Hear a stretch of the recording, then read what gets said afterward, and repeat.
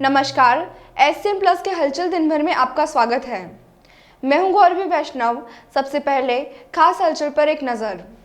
सालासर में हो रहे 1008 कुंडीय हनुमान महायज्ञ को लेकर गुरुवार को कलश यात्रा निकली, जिसमें हजारों महिलाओं सहित सजे धजे हाथी, ऊंट, घोड़े चल रहे थे। वहीं कथावाचक रामभद्राचार्य महाराज रथ पर विराजमान होकर चल रहे थे। बैंड बाजों की धुनों पर कलश यात्रा में शामिल लोग नाचते गाते भक्ति रस के आनंद में सरोबार नजर आए।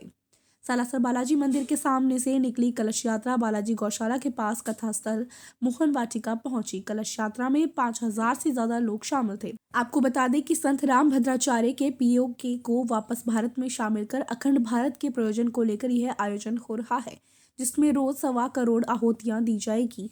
12 जनवरी से 19 जनवरी तक रोज सुबह 8:30 से 12 बजे तक 2000 पंडित 1108 जोड़ों के साथ यज्ञ करवाएंगे। वहीं रोज दोपहर 2 बजे 5 बजे तक कथा होगी। 19 जनवरी तक शाम को रोज 6 से 8 बजे तक सांस्कृतिक कार्यक्रम होंगे, जिनमें देश के जाने माने कलाकार अपनी प्रस्तुतियां देंगे। 20 जनवरी को पुजारी परिवार की ओर से विशेष भजन संध्या होगी।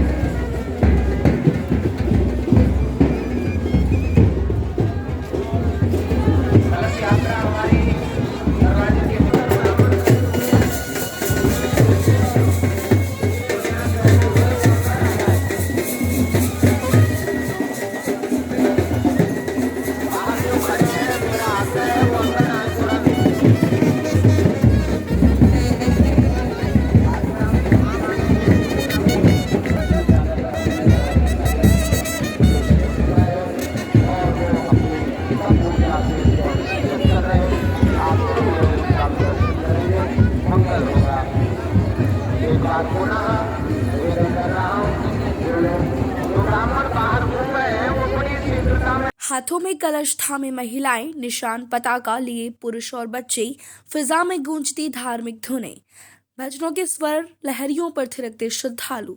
यह नज़ारा बुधवार को कस्बे के श्री कैलाशपुरी मंदिर से शुरू हुई विशाल भागवत कथा की कलश यात्रा का था। कस्बे के लीलावती पत्नी स्वर्गीय श्रीनिवास करवा और करवा परिवार द्वारा आयोजित विशाल संगीत में 7 दिवसीय भागवत कथा का आयोजन बुधवार को कलश यात्रा के साथ हुआ, जिसमें बड़ी संख्या में महिलाओं, पुरुषों और बच्चों ने भाग लिया।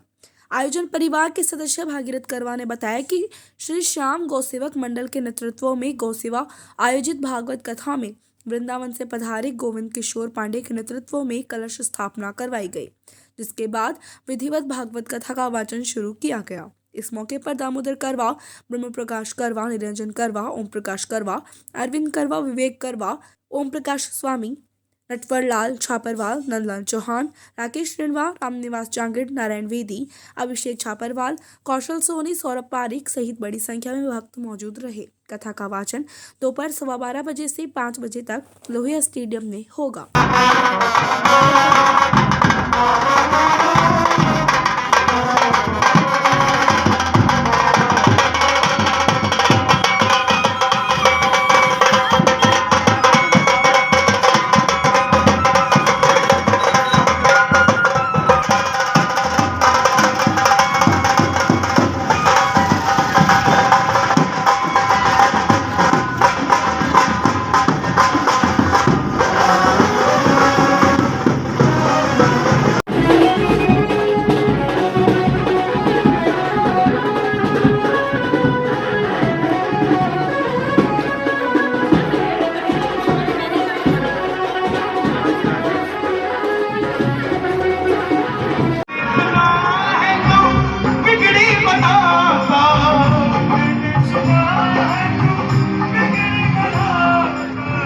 बिन बोले भक्तों की नाम चलाता।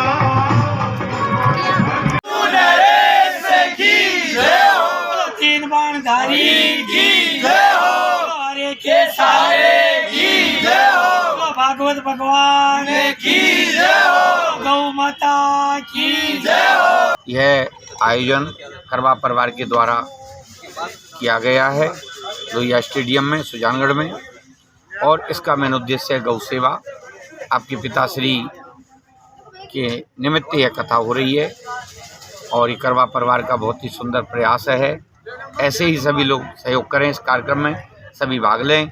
और आज कलश यात्रा के साथ ये कार्यक्रम प्रारंभ हो रहा है। आज की कथा 1:30 बजे से प्रारंभ होगी। आज महात्म वर्णन किया जाएगा, भक्ति महारानी ज्ञान वैराग की कथा और धुंधकारी आत्मदेव का सुंदर चरित्र, गोकर्ण उपाख्यान। और समय रहा तो और आगे कथाएं भी कहेंगे, लेकिन आज प्रथम दिन है इसलिए सारी व्यवस्थाएं बहुत सुंदर हैं और सभी भक्तों का सहयोग है। विशेषकर हमारे इस करवा परिवार का हम आभार व्यक्त करते हैं जिन्होंने वृंदावन से हमें बुलाकर और ये सुंदर आयोजन कराया है। ऐसी सुंदर व्यवस्थाएं, सुंदर मंच आदि निर्माण किया है, इसके लिए हम व्यास गद्दी से आशीर्वाद देते हैं और ठाकुर जी परिवार खूब फले फूले। श्री भागीरथ जी करवा हैं, इनके और भी भाई हैं। हमारे करवा परिवार द्वारा श्री वृंदावन से पधारे हुए गोविंद किशोर जी पांडे द्वारा यहाँ पर कथा का वाचन होगा। ये कथा 7 दिवसीय होगी, जिसका आज शुभारंभ कलश यात्रा के साथ हुआ है। डेली ये कथा 1 बजे से शुरू होकर के 5 बजे तक चलेगी। सभी सुजानगढ़ नगरवासियों से मैं निवेदन करता हूँ कि आप सहपरिवार पधारें और इस कथा का रसपान करें, आनंद लें। ये कथा बुजुर्गों और गौ माता के निमित्त यहाँ पर करवाई जा रही है, जिसमें श्री श्याम गौ सेवा मंडल का बराबर सहयोग रहेगा। और ये कार्यक्रम आप सभी के निमित्त, आप सभी के सहयोग से करने होगा।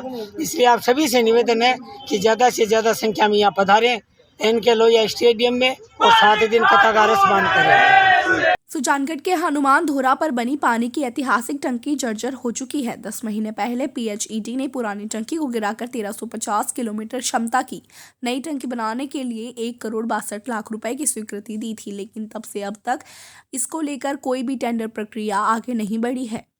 पिछले साल टंकी का पश्चिमी दिशा का हिस्सा भरभरा कर गिर गया था, जिससे कोई जनहानि तो नहीं हुई, लेकिन आसपास के घरों में नुकसान हुआ था। तब से PHED ने टंकी पर जर्जर होने का चेतावनी बोर्ड भी लगा रखा है। टंकी की सीढ़ियां और अन्य कई हिस्से भी जर्जर हो चुके हैं। लीकेज होने के कारण कई बार पानी भी फालतू बहता रहता है, लेकिन सुस्त बैठा PHED विभाग जैसे किसी हादसे का इंतजार कर रहा है।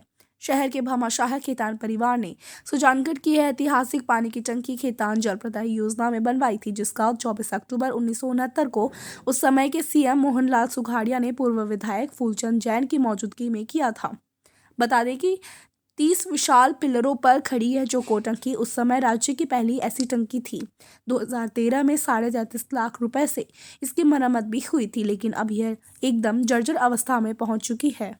PHED के कार्यवाहक XCN दिनेश मेहरा ने बताया कि विभाग की गलती से पुरानी टंकी को गिराने और नई टंकी के निर्माण की स्वीकृति शहरी की बजाय ग्रामीण हेड में हो जाने से देरी हुई। उन्होंने बताया कि इसे सही करवाकर विभागीय कार्रवाई जारी है।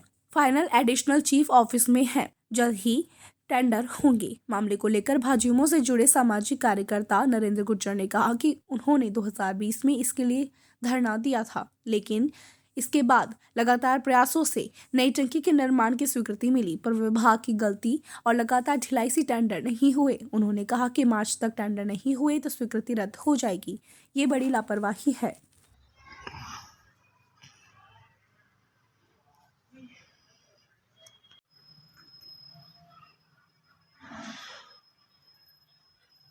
द्वारा पानी की बड़ी टंकी है। यह लगभग 53-54 साल पुरानी है और इस टंकी के ध्वस्त करके नए निर्माण करवाने के लिए हम 2020 से लगातार संघर्ष कर रहे हैं और हमारे संघर्ष के परिणाम स्वरूप अभी लगभग 10 महीने पहले इसके लिए नई टंकी बनाने के लिए 1,62,00,000 रुपए की बजट स्वीकृति भी हो चुकी है। लेकिन बड़े ही दुर्भाग्य की बात है कि जलदाय विभाग के जो अधिकारी है वो एक तरफ तो इस टंकी के जर्जर होने के बोर्ड लगा रखे हैं और उसमें लिख रखा है कि इसके अंदर प्रवेश निषेध है, और दूसरी ओर बजट स्वीकृति के बावजूद इन्होंने आंखों में पट्टी बांध रखी है और बजट स्वीकृति के 10-10 महीने बाद आज दिन तक ये लोग टेंडर नहीं कर पाए हैं। इससे बड़ी दुर्भावना हो नहीं सकती। ये सुजानगढ़ के और हनुमान धोरा वासी जो इस टंकी के आसपास रहते हैं उनकी जान के जोखिम है और ये अधिकारी अपनी गहरी निद्रा में सोए हुए हैं। सुजला को जिला बनाने के लिए जनहित संघर्ष मोर्चा के एसडीएम ऑफिस के सामने चल रहे धरने के 357वें दिन मोर्चा के सदस्यों ने शहर के बाजारों में घूमकर 21 जनवरी को होने वाली जिला बनाओ महासभा को लेकर संपर्क किया। सदस्यों ने घंटाघर सरकारी अस्पताल, नया बाजार व स्टेशन रोड एरिया में आमजन और दुकानदारों से संपर्क करके जनसभा में ज्यादा से ज्यादा संख्या में पहुंचने का आह्वान किया। अध्यक्ष राम कुमार मेघवाल ने बताया कि जिला बनाने को लेकर अब तक की यह सबसे बड़ी जनसभा होगी। कॉमरेड राम नारायण रोलानिया ने कहा कि राम लोभाया कमेटी के द्वारा सुजानगढ़ और जिला बनाने की सिफारिश करने की खबरें आ रही है, जो सुखद है। सुजानगढ़ या सुजला जिला हमारा हक है। 21 जनवरी को होने वाली जनसभा में सुजानगढ़ सहित लाडनू, बिदासर, सांडवा, सालासर, छापर कस्बों सहित ग्रामीण क्षेत्रों के बड़ी संख्या में लोग शामिल होंगे। गुरुवार के संपर्क में राम नारायण रोलानिया, एडवोकेट बनवारी लाल बिचारनिया, पार्षद सिराज खान, जगदेव बेड़ा, पीथाराम जानी, गंगाधर मुंड, पूनमचंद मेघवाल, दिनेश तंवर, मुमताज काजी, साबिर अली चौहान, पवन भोजक, पार्षद सलीम खान, पार्षद इकबाल खान, पार्षद इस्माइल खान, कॉमरेड दीनदयाल गुलेरिया, सुनील बिचारनिया साथ रहे। बनाना होगा हमारा हक मांगते नहीं, किसी से भीख मांगते।